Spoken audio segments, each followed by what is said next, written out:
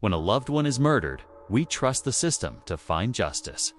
We trust the police to follow the clues, to interview the witnesses, and to hunt down the killer. But what happens when the system fails? What happens when the trail goes cold and the witnesses are too afraid to talk?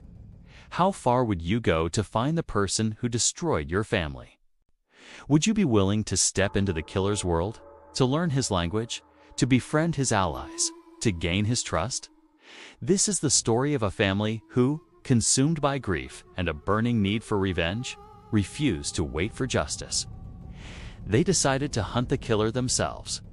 They didn't use weapons or informants in the traditional sense. They used a new weapon, one the police had yet to fully understand. They used the internet. This is the incredible true story of a mother who, by creating a fake online identity and methodically building a relationship with a suspect, solved her own daughter's murder.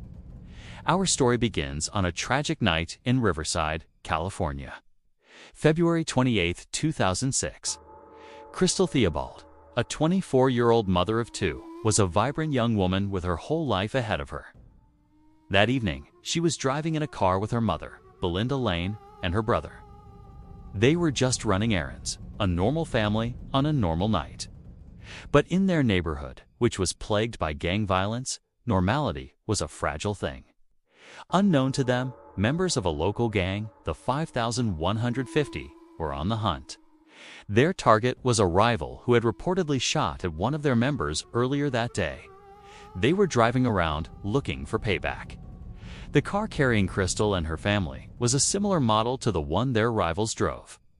In a fatal case of mistaken identity, the gang members pulled up alongside them at an intersection. They didn't ask questions. They just opened fire. Crystal was shot and killed instantly. Her mother, Belinda, held her daughter in her arms as she died. In that moment of unimaginable horror, Belinda Lane made a promise to her daughter. She promised she would find the people who did this, no matter what it took. The police investigation began, but it immediately hit a wall. This was a gang-related shooting, and in that world, the #1 rule is silence. No one would talk. Witnesses were terrified of retaliation. The police knew who was likely involved. They knew the 5150 gang was responsible. But they had no physical evidence and no one willing to testify. The case stalled, threatening to become another unsolved murder in a community accustomed to them. But Belinda Lane was not an ordinary person. She was a mother whose grief had been forged into an iron resolve. She refused to let her daughter's killers get away with it. She realized that while the gang members were silent on the streets, they were loud and boastful in a new, emerging digital world. MySpace. The year was 2006, and MySpace was the king of social media. It was a chaotic digital universe of customized profiles, friend lists, and public comments. And for the young members of the 5150 gang, it was their virtual clubhouse. They used it to project an image of toughness, to boast about their exploits, and to connect with each other. Belinda saw an opening. With the help of Crystal's younger cousin, Jaime, she devised an audacious plan. They were going to build a honey trap. They created a fake MySpace profile for a fictional girl named Angel. They found a picture of a pretty, innocent-looking girl and built a persona around her. Angel was new to the area, a little rebellious and very interested in the bad boy type.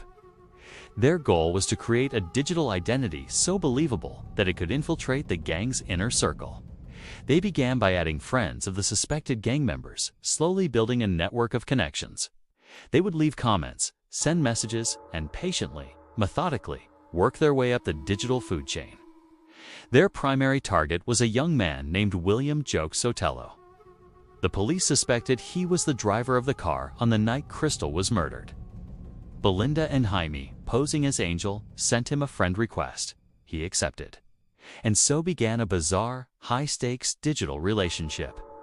For weeks, Jaime, with Belinda looking over her shoulder, would engage in late-night chats with Sotelo. They had to play a difficult part, pretending to be a flirtatious young girl while every word they typed was fueled by grief and a cold desire for vengeance. They listened to him brag. They validated his ego, and slowly, they gained his trust. Then, the moment they had been waiting for arrived. Sotelo, trying to impress this new girl Angel, began to talk about the shooting. He wanted to show her how tough he was, how important he was in his crew. In a series of stunning messages, he confessed to being there that night. He told her what car they were in and why they did it. And then, he gave them the final, crucial piece of the puzzle. He told Angel, who had pulled the trigger, it wasn't him.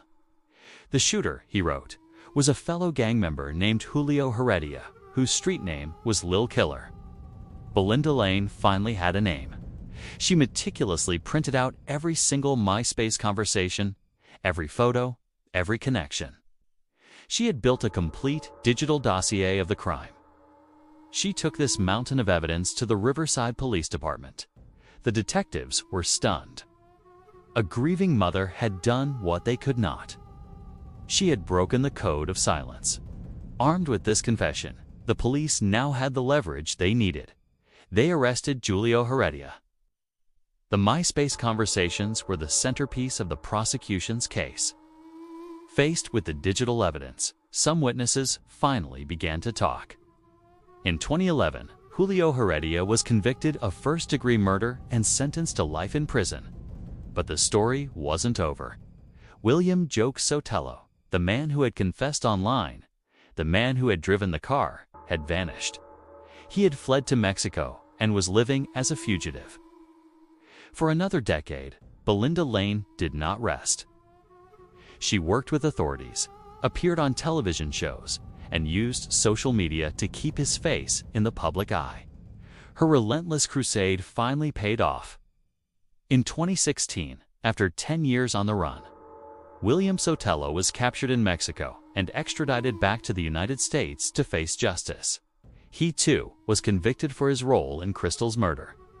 The story of Crystal Theobald's murder is a heartbreaking tragedy, but it is also the story of a mother's ferocious love and her refusal to be a passive victim. In an era when law enforcement was just beginning to understand the power of social media, Belinda Lane became a pioneer of digital vigilantism. She couldn't bring her daughter back, but she delivered on her promise. She found the men who killed her. She logged into their world, gained their trust. And with a courage born of profound loss, she tricked a killer into confessing.